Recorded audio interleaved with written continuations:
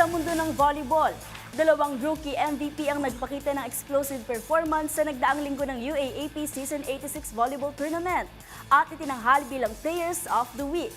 Kilalanin sila sa report na ito.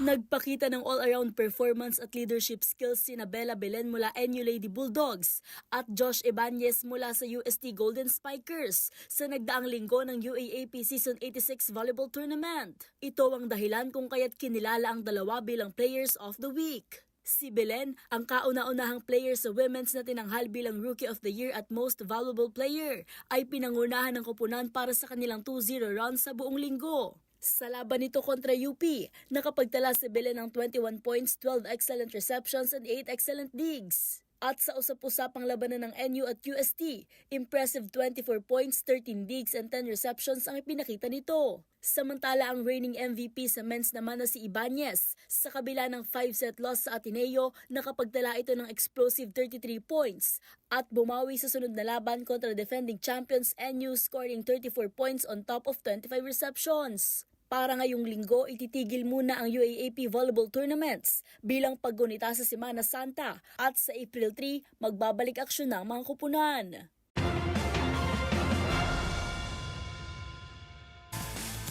Sa aking pagbabalik, Sentinels, nakuha ang ikalawang VCT Masters title sa pangunguna ng Philam Valorant star na si Zekken. Tutok lang sa MBC TV Network News.